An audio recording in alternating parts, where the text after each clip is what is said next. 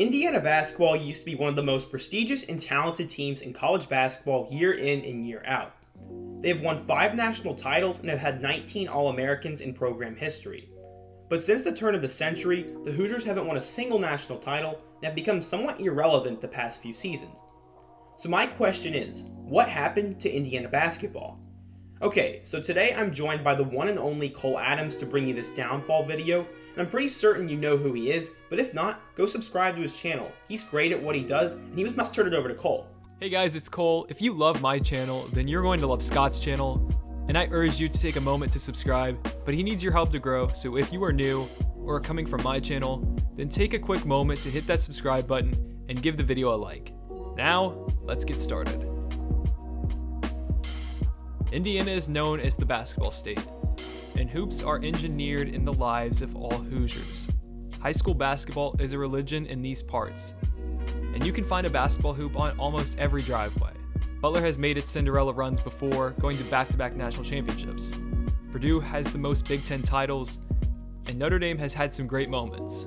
But no team has symbolized the state of Indiana and its love for basketball more than the Indiana Hoosiers. Indiana played its first game in 1901 under head coach James Horn, and they lost their first ever game played to the Butler Bulldogs up north.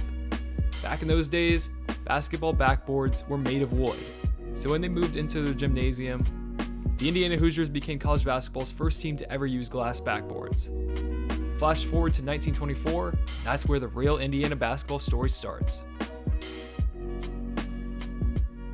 The Hoosiers hired their former All-American player Everett Dean to become their next head coach, and he helped elevate the program to new heights. Under Dean, the Hoosiers won 3 Big Ten championships and produced 4 All-Americans. Dean would become the only coach ever to be named to both the Naismith Basketball Hall of Fame and the College Baseball Hall of Fame. Dean would leave for Stanford and win a title there, and they picked one of his former players, Branch McCracken, to become his successor. Branch brought a fast-paced style to the program and would take the program to new heights. Led by All-American Ernie Andreas, the 1940 Indiana Hoosiers would win their first national title and set a record at the time with wins in a season with 20. Not only were the Hoosiers completely dominant as they won 24 straight home games at one point, but they also helped pave the way for desegregation of the sport. McCracken recruited the first Big Ten African-American player in the game of basketball and would later sign 2-time All-American Walt Bellamy to help things even more. The 1953 Hoosiers were led by Bobby Slick Leonard, Dick Farley, and 3-time All-American Don Schlund, as they would beat Kansas by 1 point to win the program's second national title. The Hoosiers would continue to win games, but the NCAA sanctions really hurt the program in the early 60s. The football team had committed some violations, and all varsity sports were impacted. McCracken would end up coaching IU basketball for 23 years before he would retire, and they eventually named the home court after him. After a brief coaching stint by Lou Watson, Indiana was ready to find their next great coach. Bobby Knight is now one of the first coaches you think about when it comes to both Hoosiers basketball and the game in general. Knight played basketball and football for Ohio State back in the day, and would eventually begin his college career coaching at Army. Coach K was actually one of his players there, and Knight had evaluated the program to new heights. After almost taking the Wisconsin job, Bob stayed at Army for 3 more years and eventually took the job at Indiana. He was known to be a bit of a hothead at his time there, but it wasn't really that bad, and he won games, so that's all that really mattered. And in Knight's second year in Bloomington, he took the team all the way to the Final Four, where they would go on to lose to John Wooden's UCLA Bruins, who would go on to win their 7th straight NCAA national championship. In the next few years, the Hoosiers would be so dominant that they had 2 perfect seasons and once sent 4 of their starters to the All-Big Ten team. Now that 1976 team was very special. They would end up going undefeated and beat Michigan 86-68 in the title game to win their 3rd title. That team remains the last NCAA team in college basketball history to go undefeated. The Hoosiers would win the 1979 NIT tournament, but the 80s is where things would really begin to take off. Led by Mike Woodson, the future NBA Hall of Famer Isaiah Thomas, the team would win the 1981 NCAA tournament, earning Knight his 2nd national championship. In 1983, they were ranked number 1 and expected to win another title, but they lost All-American Ted Kitchell. They would lose to Kentucky in the Sweet 16. From there, led by Steve Alford, The 1987 Hoosiers claimed their 5th national championship after Keith Smart hit the buzzer beater to beat Syracuse in the title game. The Hoosiers were in basketball heaven, and it looked like nobody was ever going to stop them from dominating. However, this is where the story begins to go downhill. Bob Knight was arguably the best coach in college basketball, but he had a dark side to him. He was known to be a hothead, and some of his coaching antics had become unpopular. Word came out that he had choked a player in practice, but Knight denied it and the Indiana faithful backed him up. Bob would continue to be aggressive, short-tempered, and borderline insane until a tape surfaced from one of their basketball practices. It clearly showed him putting his hand around his player's neck, and all of a sudden, Knight and the Hoosiers were in some serious trouble. Eventually, the Indiana leadership had a zero-tolerance policy for Coach Knight, and it seemed to work at first. According to reports, a student passed by him one day and said, "Hey Knight, what's up?" And Bob grabbed the kid's arm and demanded that he call him Mr. Knight or Coach Knight instead. Of course, the incident became widespread, and Knight was asked to resign as the head basketball coach. I honestly don't know what to believe when it comes to that, because Knight would have to be the dumbest person on earth to do something that stupid, but nevertheless, it happened and he was fired. This outraged a lot of people, and thousands of students marched to the president's house to protest. The following day, Bobby gave a speech to the student body and left Indiana for good. This happened in 2000, but the past decade had been full of struggle for the Hoosiers, as they had never made it past the Sweet 16 after the '94 season. With Knight now gone, they're going to have to find a worthy successor who could help keep Indiana basketball afloat. Knight held a serious grudge against Indiana for years, and finally returned to Assembly Hall for the first time in 2020 when they played against Purdue. Look no further than their very own assistant coach Mike Davis. Led by Kirk Haston and Jared Jeffries, the Hoosiers would capture a share of the 2002 Big Ten Championship and then make a surprise run all the way to the national title game, where they would lose to Maryland and fall short of being a champion. After missing out on the NCAA tournament in 2004 and 2005, skepticism began to grow for Davis, and he eventually resigned as head coach. The Hoosiers went out into the coaching market and hired Oklahoma head coach Kelvin Sampson to lead the team back to glory. Kelvin had a sketchy history, but they hired him anyways, and the highlights of the Sampson era were where he picked up Eric Gordon in the 2008 season. But besides that, it was all bad news. Kelvin had knowingly committed an NCAA telephone violation, and he lied about it. Eventually, the NCAA put him under investigation, and Dan Dockich was named the interim head coach. The Indiana administration knew he was gone the moment those headlines surfaced, and they knew they were going to get hard by NCAA violations. A decade's worth of misfortune and scandal had plagued the program, and Indiana basketball was falling further from relevancy every day. Indiana was then placed on 3 years probation, and they were really going to need to strike gold with their next hire. In comes new head coach Tom Crean. Crean was previously the coach at Marquette, and he knew he had a long rebuild ahead of him. Eric Gordon left for the draft, and multiple players transferred, leaving Crean with no choice but to play some walk-ons. Tom's first year at IU was the worst in school history, as they posted a 6-25 record.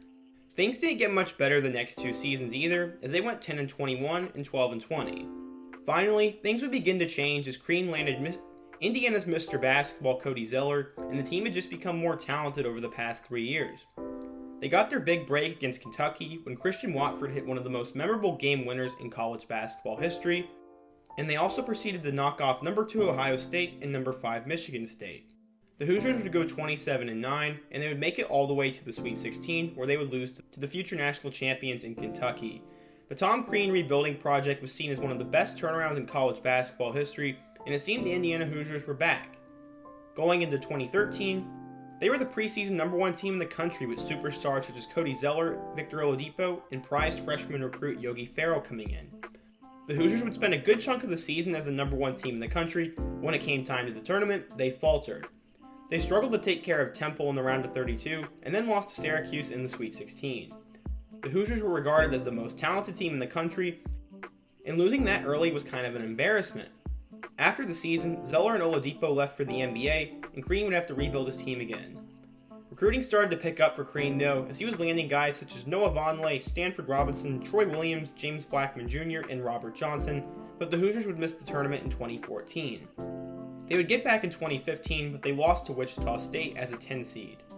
Crean then recruited one of the best classes in school history, which included Thomas Bryant, OG Anunoby, and Juwan Morgan. After a slow start, Troy Williams, Yogi Ferrell, and James Blackman would go on to lead the Hoosiers to a share of the Big Ten title, and they became a 5 seed in the NCAA tournament. They were definitely screwed when it came to seeding, but they took care of Chattanooga and rival Kentucky in the round of 32 before they lost to North Carolina in the Sweet 16. Had the Hoosiers been seeded properly, they probably would have been able to avoid North Carolina, thus they would have gone farther. After a huge start to the 2017 season, Crean's Hoosiers fell flat and it was time to make a coaching change. Tom Crean is widely respected amongst the IU fan base as he helped save the program. In case you guys didn't know, Kelvin Sampson has helped lead the resurgence of Houston basketball, and Crean is currently trying to rebuild Georgia. We have now entered the modern era of Indiana basketball after the athletic department selected Archie Miller to be the new face of the program.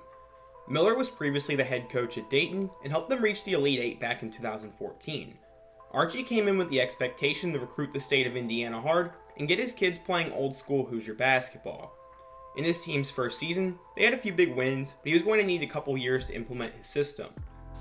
Expectations really began to increase as he landed the most hyped up Indiana high school basketball recruit since Damon Bailey in New Albany's Romeo Langford, and he joined a class that also included in-state 4-star recruits Demezi Anderson and Rob Finney.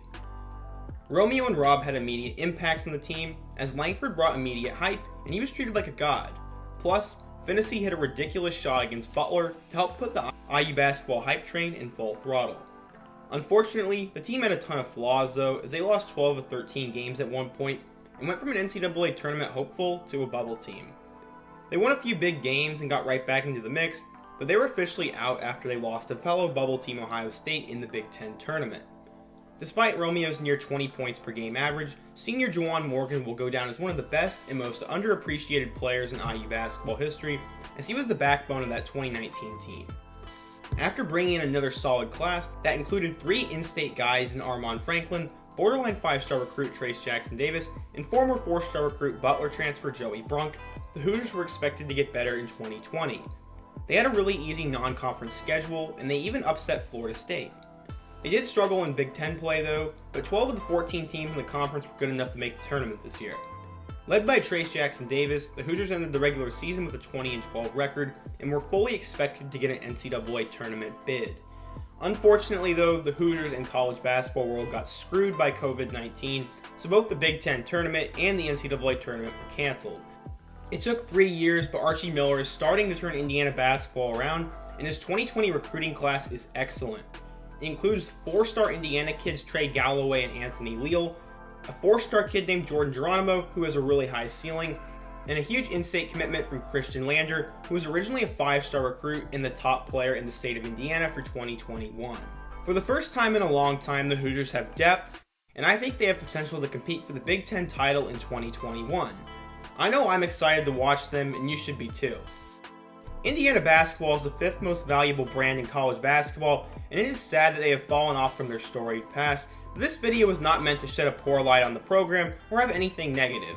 I made it to offer an explanation to what happened. Scandal, NCAA investigation, and underachievement have plagued Indiana over the past 20 years, but I see a light at the end of the tunnel, and I think the glory days will return. The top kids from the state of Indiana want to play for Indiana basketball, and I think Archie Miller is a good coach, and they definitely have the resources and the money to make this program great again. I really hope you guys enjoyed today's video. Cole and I put a ton of work into this one to make it happen, so if you could please take a moment and share your thoughts in the comment section and smash that like button, it would be greatly appreciated. Let me know what other sports teams I should consider doing Rise and Fall videos on, and if you are new, please consider subscribing to the channel. This won't be the last time I collaborate with Cole Adams, so be sure to check out my future vids with him and my other videos on the rise and fall of programs. Thank you guys for tuning in today, but until next time, peace.